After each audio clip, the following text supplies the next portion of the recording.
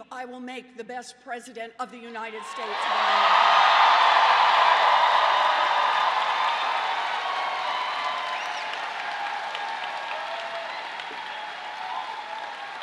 And I want to tell you why. I was not born a politician, but I was born a fighter.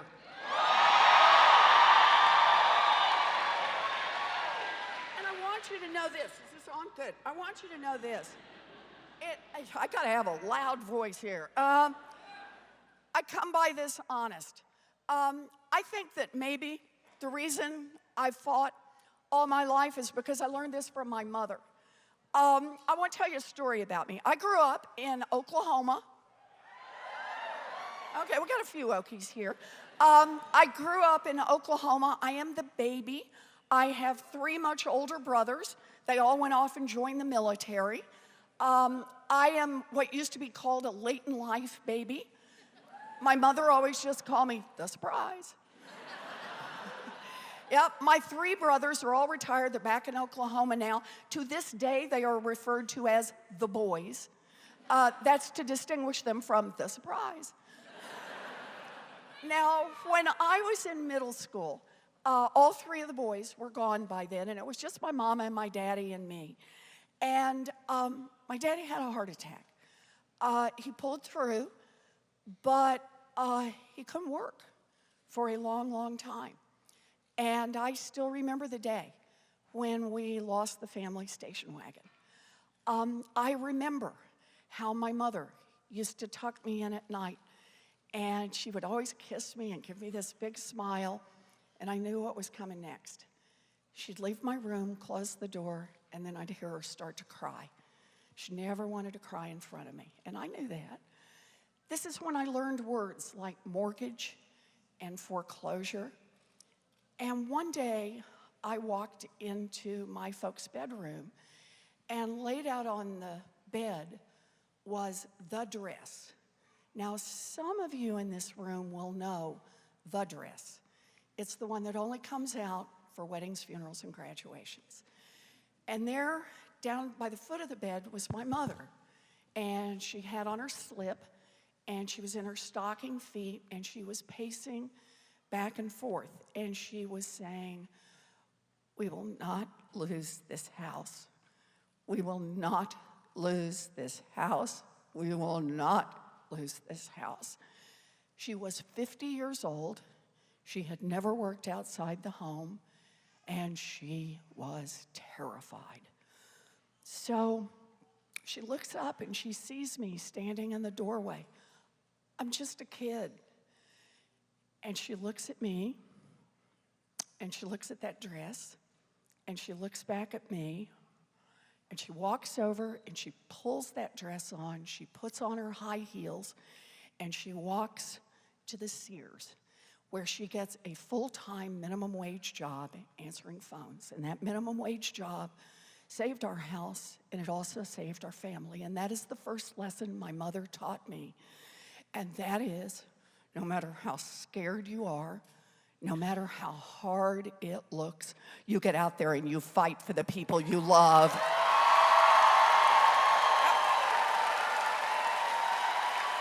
Yep. You bet. It's what I believe. It's what I believe. And here's the thing about that story. I've always carried that in my heart. You want to know who I am? There it is. But I'll tell you another thing about that story. That story is a story about my mother. It's a story about millions of people all across this country who do this every single day. But it is also a story about government. Because understand this, when I was a kid, a full-time minimum wage job in America would support a family of 3.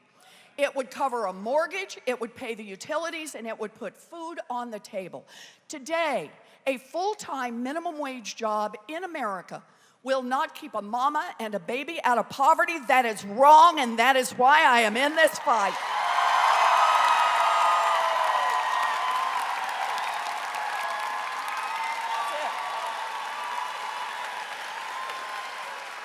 And I'll tell you something else about that.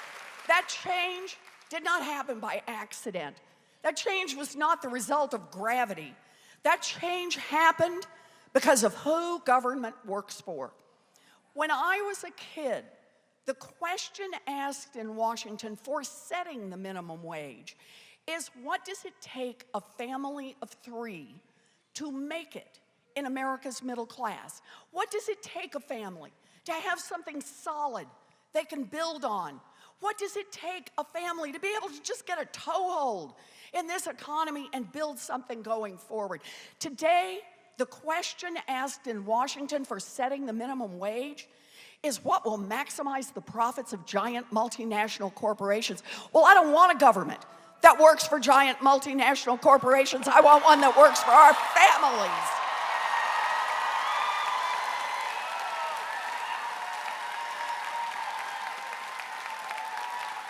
And I got a plan for that.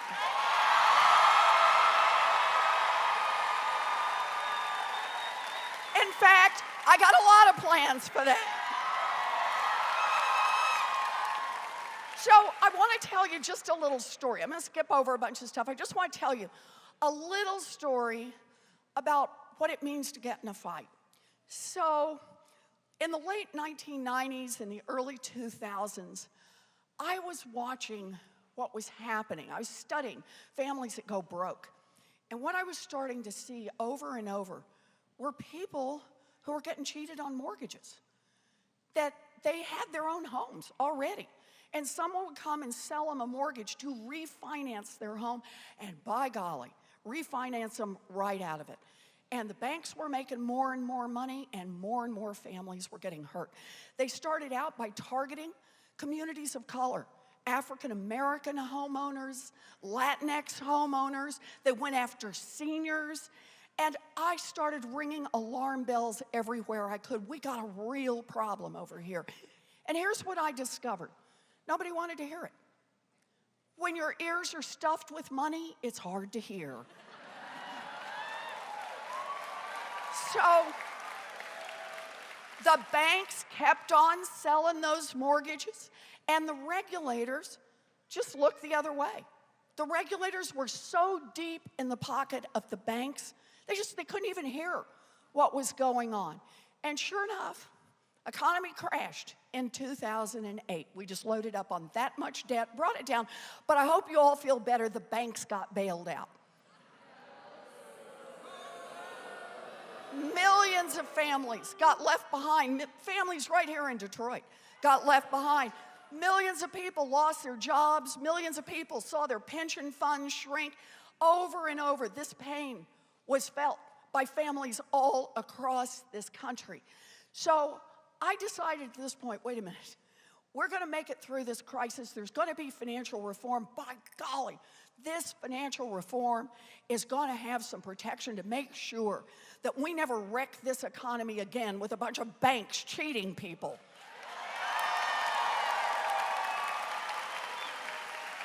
So I had this idea for an agency, right? Man, that sounds sexy. So I had this idea for this agency, and the basic idea is the same as the idea behind the safety. We have Consumer Product Safety Commission. You can't sell a toaster in America that has a 1 in 5 chance of burning down your house. You shouldn't be able to sell a mortgage that has a 1 in 5 chance, which these did, of costing a family their home. So that's the basic idea. And I wanted an agency. I don't want a single law. I wanted an agency because I knew the banks will rework these things. They'll give it another name. They'll figure out how to rewire it. So I wanted an agency that would have one job, just to be on the side of families, to make sure they don't get cheated on, let's make it all of it, mortgages, credit cards, payday loans, student loans. You don't get cheated on financial products. So that's the basic idea. So I go to Washington. Now, remember, I'm not in elected office. That's not my job. I'm a full-time teacher and researcher.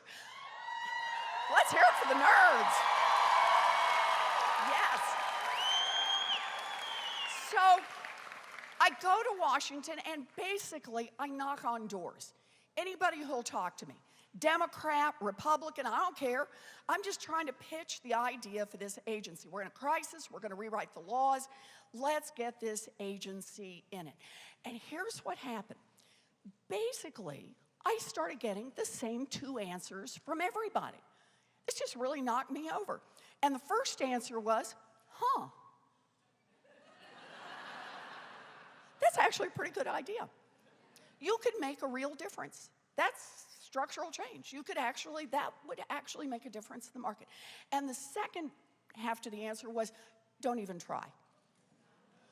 You'll be up against the banks. You'll be up against Wall Street. You'll be up against all of the Republicans, and shoot, you'll be up against half the Democrats on this.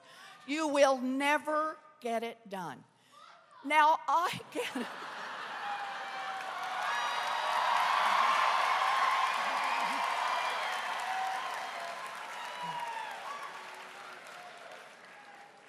Yeah.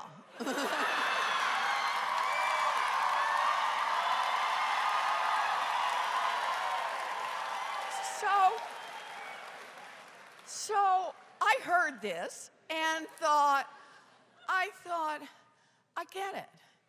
Big structural change is hard, but it is the right thing to do.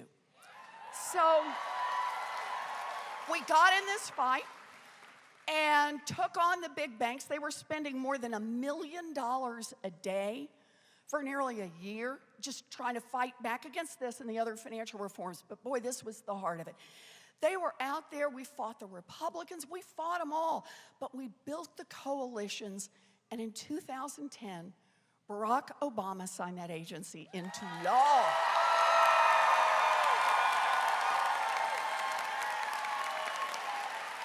Dang. And here's the thing. That little agency has now forced the banks to return more than $12 billion directly to people they cheated.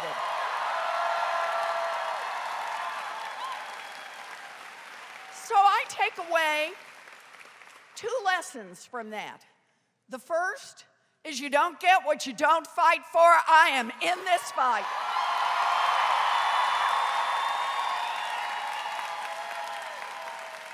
And the second, and this is really important, after 40 years of Ronald Reagan's trickle-down economics, the second, I see you've heard of Ronald Reagan's trickle-down economics. Can we just all stop and say it has been a monumental failure for American families? But the second lesson I learned about this agency, as we built this agency, is we can make government work for the people. And that's what this agency has done. And that's why being here with you tonight is about 2 things for me. It's about the fight, but it's also about the hope. It's about what we will be able to do together. So that's why I'm here. Let's take some questions and do this. Who have we got? Let's do this. Okay. Let's do some questions. Let's do some questions. Who's got questions tonight? Where are our questions? Over here? No, where are our questions? We drew these early. Oh, everybody's pointing. Good. Okay. Oh, here we go. Hi. Okay, perfect. Hi. My name's Andrew Priest. I'm a middle school teacher. Hey, Andrew. Thank you. At a lovely public school in the city of Detroit. I have a million questions to ask, but I'll stick to one. Okay. Many people know that schools are underfunded, but I don't often hear people talk about more equitable funding. Yes, I'm ready. Let me do this, Andrew. Could you talk to us about how you will make school funding more equitable for students, no matter yes. where they live? Yes. Thank you. Thank you for the question, Andrew. Okay. So look, here's the deal. I tried to skip over too much, but I got to tell you all. I have known what I wanted to be since 2nd grade. Yeah, I know some of you in the back didn't decide until what, like 4th grade? 5th grade way in the back. Yeah, I get it. Since second grade, I have wanted to be a public school teacher. Can we hear it for our public school teachers?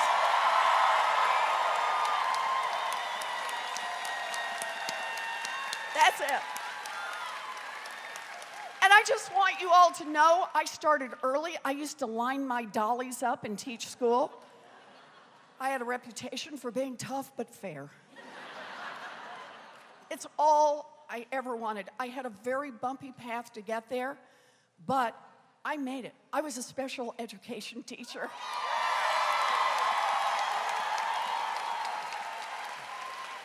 Now, I love that work. We have public school teachers in here.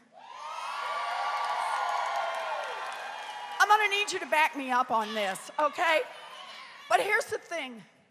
It's not a job, it is a calling. I had 4 to 6-year-olds in special education. I love this work.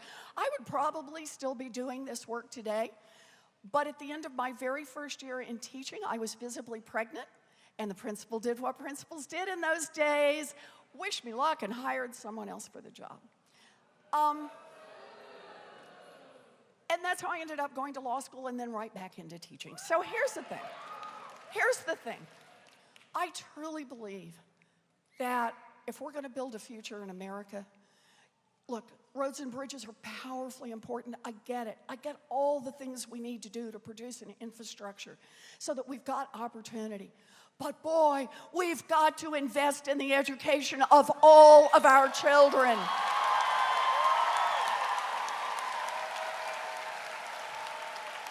So here's my plan for that. It's time for a wealth tax in America. Yes. Oh, you already know. So I just want to make sure everybody's on the same page here. This is a 2-cent tax on fortunes above $50 million. Your first $50 million, free and clear. I see a guy in the back. This woman is not unreasonable. But on your 50 millionth and first dollar, you got to pitch in 2 cents. 2 cents on every dollar. After that, you hit $1 billion, you got to pitch in a couple of pennies more. That's the basic idea. And just so everybody's tracking on this, anybody in here own a home or grow up in a family that owned a home? Yeah, well, you guys have been paying a wealth tax. It's just called a property tax. And all I'm saying is for the bazillionaires, how about if we include not just the real estate, but also the stock portfolio, the diamonds, the Rembrandt, and the yacht?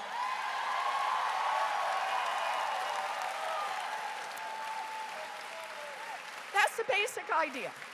Now, you may have heard there are some billionaires who don't like this. One went on TV and cried. It was so sad. Another ran for president. Guess he thought it would be cheaper than a wealth tax. But their argument is, look, I worked hard, I stayed up late, I did this all the time, I had a great idea. You shouldn't punish me. And I said, oh, wait, you made a big fortune here in America, good for you. Good for you. I think that's great, but here's the deal. I guarantee that if you built a fortune here in America, you built it at least in part using workers all of us help pay to educate. Yep. Yeah. You built it at least in part getting your goods to market on roads and bridges all of us help pay to build. You built it at least in part protected by police and firefighters all of us help pay the salaries for. And we're Americans. We love doing this. We want to make these investments in opportunity. All we're saying is when you make it big, I mean really big, I mean top 0.1% big. Pitch in 2 cents so everybody else gets a chance to make it.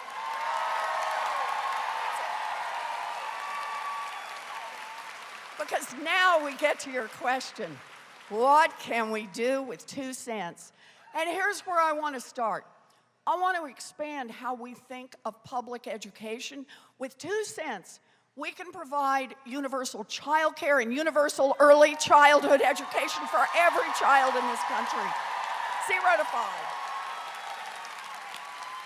Universal pre-K for every 3-year-old and 4-year-old in America. And we can stop exploiting the people, largely African-American women and Latinas who do this work. We can raise the wages of every child care worker and preschool teacher in America. And that starts the answer, because that's equal funding for every one of our children. Goes straight to our communities, comes straight here to Detroit. But there's more. We can make an historic investment in public education. That 2 cents will do all that for our babies, plus an $800 billion federal investment in all of our public schools. Let's lift it up. And when you ask me about equalizing, that plan quadruples the funding for Title I schools. That's how we level this out. And one more, you'll hear this from the heart of a special education teacher. For the first time in history, we will fully fund IDEA, so every child with a disability will get the education that child deserves.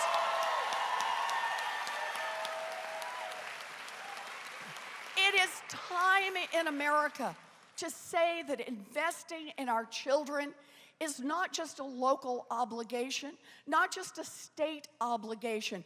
It is the obligation of a nation that wants to build a future.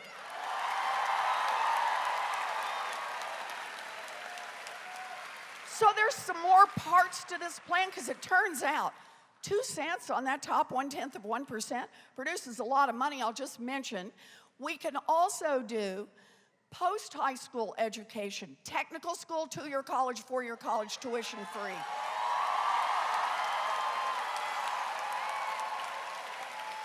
We can put $50 billion into our historically black colleges and universities. Same 2 cents. And just one more thing. We can cancel student loan debt for $43 million.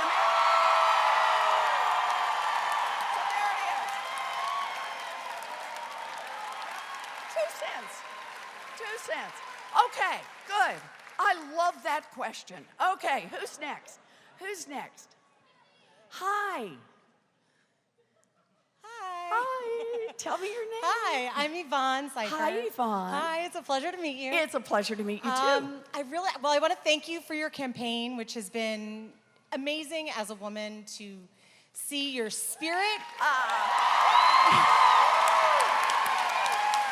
And the way you handle all the misogyny thrown at you, it's pretty badass.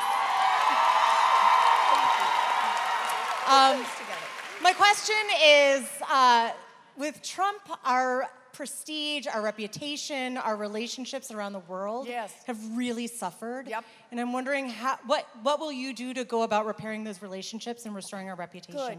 So thank you for the question, and I like the way you frame it. And, the way I see it, it is the job of the President of the United States to keep America safe. And part of that is that we need a strong military. As I said, all 3 of my brothers served. It's important to support our military. We have the finest military in the world.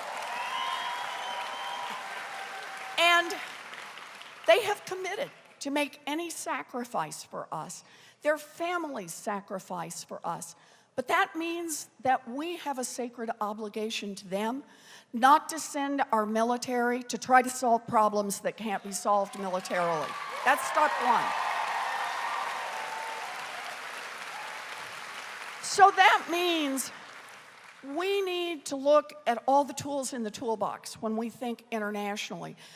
Donald Trump has stripped down the State Department, and this is just dumb. I'm sorry, there's just no other way to describe it. Our State Department, These are the people who are our eyes and ears around the world. They represent America.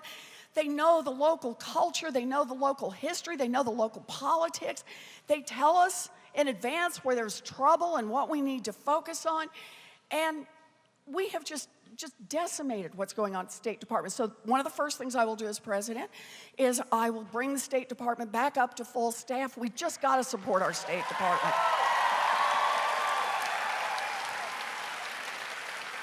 Third part, and I'll just mention briefly, are our economic tools.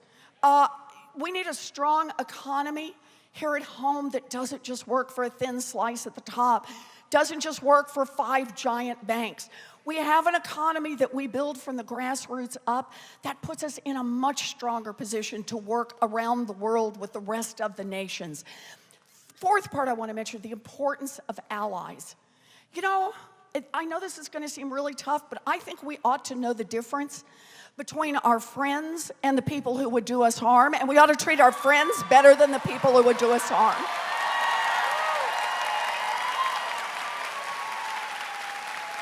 I don't think we ought to cozy up to dictators. And I don't think we ought to cut and run on our allies and abandon them. So much of that, working with our allies, is going to go a long way, but I got to mention one more. When you think about what we try to accomplish internationally and the importance of working with our allies, we also have to remember that leadership happens by example. And what Donald Trump has been doing down at our border has not only been shameful to us as a people, it has put us in a terrible position around the world. The world looks at what happens at our border, and they say the United States has lost moral authority, has lost leadership. So understand this. I will not take away children from their families.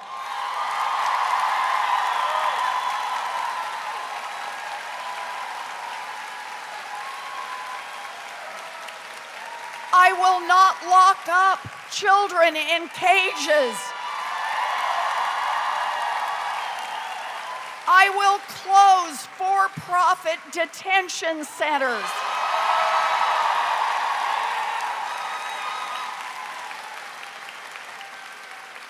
And I will work every single day to make sure that this country is living its values. I will do my best as president to make you proud of the United States of America in all of our dealings.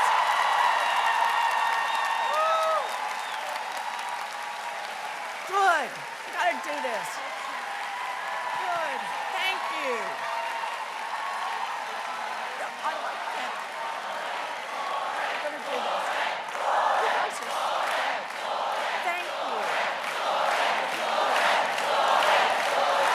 Oh. Okay, we got one more question over here. Oh my gosh. That was so weird. I'm so sorry. No. So I think we have time for 2 more questions. 2 more questions. So I'm gonna pull them, and we're gonna do the same thing. This is Willa. And so we're gonna do the same thing. I'm gonna read the number. You're gonna yell persist, and you're gonna make it over here, right? Okay. Okay. Right over here. Okay. 9927239. Whoa! Yeah. Fabulous. Okay, come on over. Did we find it? Okay. Yeah, somebody yelled bingo. Do not remove the beans from your card yet. We will verify that number. All right, 9927243. Was there one? Oh, okay. That's no. Okay. 243. Here, we we got it? Yep. We got it? All right. Thank you. Thank you. And thank you, Willa. All right. Good. Okay. So we're going to do some more questions. Okay. Hi. Hi. Hello, my name is Dion Freeman. I'm Hi, from Dion. Flint, Michigan. Good to have you here. Woohoo. I have a question from the city of Flint. and for the state of Michigan. Yep. We are surrounded by water, and we are a natural water resource for America. Nestle Company is chipping us out of our natural resources. And before we became an industrialized state, we were all about agriculture. Yep. What are you going to do to help preserve our natural resources and get back water, clean water, back as a natural human right? Because all right, we're still paying for water that we cannot use in Flint, Michigan. so thank you for the question. Water is life. And so we need to protect our water. But here's the thing to understand, because here's how I hear that question. What I really hear that question as is, look what happens when government works for giant corporations instead of working for the rest of us. Because this isn't about a problem with the water that's occurred naturally, right? This is about a giant corporation that's come in and said, I can boost profits by sucking it all up for myself and then discharging my filth, right? And that's making poor decisions for the people. So here's the question. Why does the government let them do that?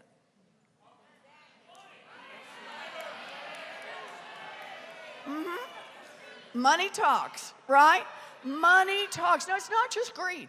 It is greed. Oh, yeah. But it's, think about it, it's corruption. It's the greed may not change.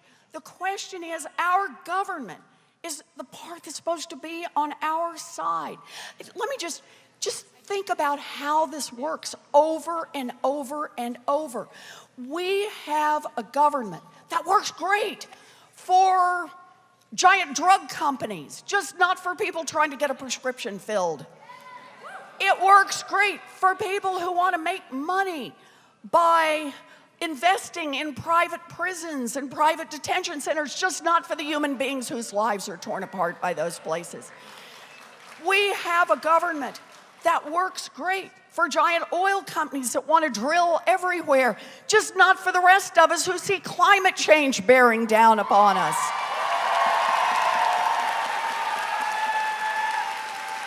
And whether it's on water resources or on pollution, whether it's on permitting these factories to be located over and over and over in communities of color, where they destroy the water, they destroy the air, whatever it is, understand this.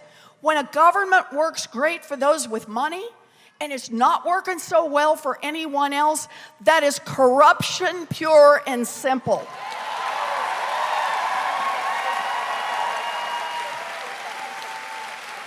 And whatever issue brought you here tonight, whether it's the water, whether it's gun violence, whether it's health care, whether it's student loans, whether it's immigration, if there is a decision to be made in Washington, I guarantee it has been influenced by money. It has been shaped by money. It has had exceptions carved out by money. Most of it never even makes a headline, just a little change year by year by year, until this whole country, this whole economy, this whole democracy works for a handful at the top and leaves everyone else behind. So for me, we have to make a first priority of not just backing up on the money issue and say, oh, we can't do anything, or nibbling around the edges. It is time for an anti-corruption bill in Washington. We got to get on our front foot and fight back.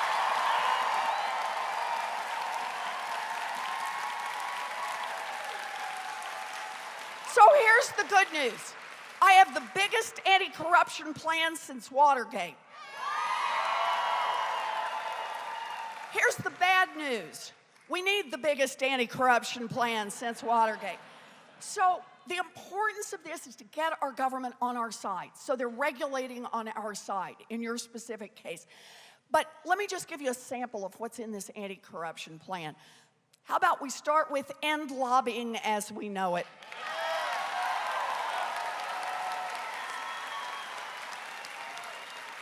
block the revolving door between Wall Street and Washington.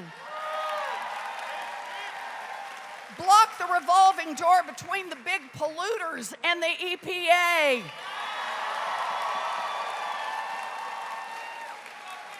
We gotta do this. Block the revolving door between the big drug companies and the FDA. I could do these all night long. I'm gonna mention just one more. You really wanna hose out some corruption in Washington? Make everyone who runs for public office put their tax returns online.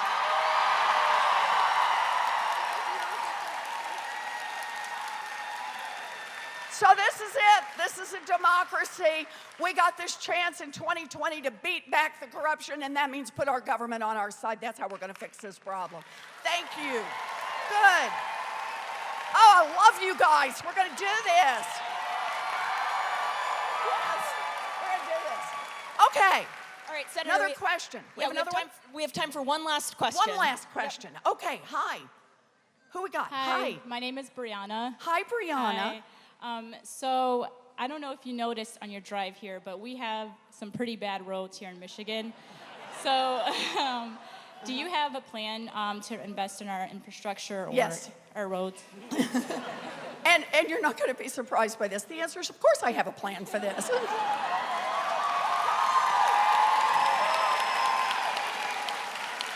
But you know, instead of doing a lot of detail on this, you can look, and I hope anybody does. Go to elizabethwarren.com. You can kind of see all the pieces here. But you've got what the music is now, right? The heart of this is two parts. We got to ask those at the top to pay a little more. I use the 2-cent wealth tax, but it's more than this. Giant corporations like Amazon and Eli Lilly and Halliburton reported billions of dollars in profits last year and paid zero in taxes. That is not right. We have to ask those at the top to pay a little more. That's how we have enough money for infrastructure. And the second part is what we were just talking about. We have got to be willing to pick up our regulatory tools and use them on behalf of the people. Trickle-down economics, we were talking about it a minute ago. Trickle-down economics, just think about it this way. From 1980 basically forward, what has been the principle, how does it work? It's helped the rich and powerful get richer and more powerful. And how do you do that? You cut taxes for those at the top, that's how they get richer. And you cut regulations, that's how they get more powerful. It is time for us in America to say trickle-down economics has been a failure. We're going to build this economy from the grassroots up, and we're going to save our democracy. For me, that's what this is about. So thank you. Lots of money for this. Let me wrap this up by saying a serious note here, because this is serious. We've now had 3 years of Donald Trump. I know, but it's more than booing. You know, there are a lot of people across this country who are afraid. They are afraid for their families. They are afraid for their neighbors. They are afraid for the children locked up in cages at our border. They are afraid for children on lockdown in our public schools. They are afraid. They are afraid for women. They are afraid for people of color. They are afraid for LGBTQ people. They are afraid for immigrants, all of whose rights are going to be up for grabs in this United States Supreme Court. They are afraid for our nation, and they are afraid for our survival of our planet. And here's the thing.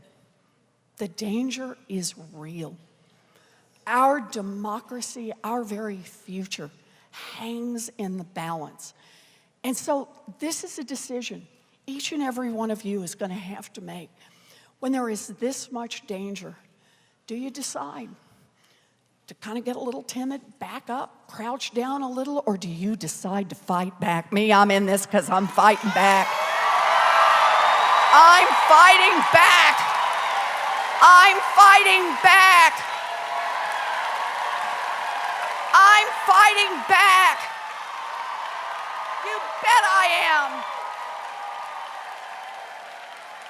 fighting back is an act of patriotism.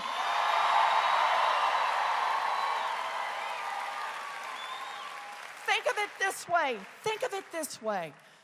We fought back against a king to form this country. We fought back against the scourge of slavery to save this union. We fought back against a Great Depression to rebuild our economy. And we fought back against the rise of fascism to protect our democracy. Americans are at our best. When we see big problems, we call them out and we fight back.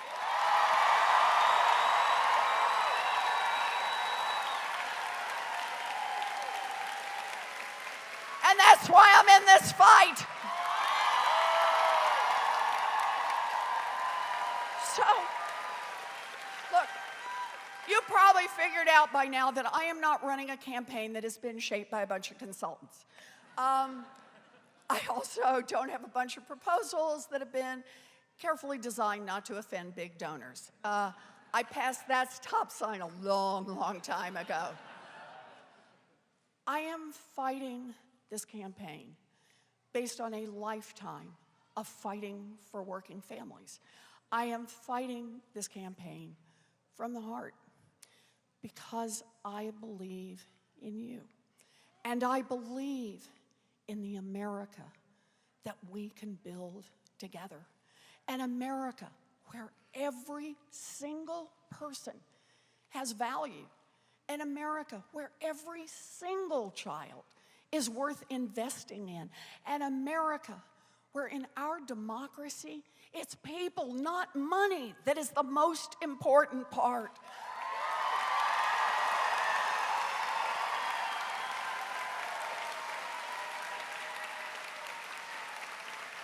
I believe in that America, and I can see that America. And if you think that America is possible, and you think that America is worth fighting for, then I'm asking you, get in this fight. Get in this fight. Vote for me, but more. But more, go to ElizabethWarren.com, volunteer an hour to spend on the phones, do some door knocking, talk to your neighbors, talk to people in front of you in line at the grocery store, but get in this fight, because understand this is the moment in history that we have been called to. And this moment will not come our way again. This is our moment to choose hope over fear. This is our moment to choose courage over cynicism. This is our moment to dream big, fight hard, and win.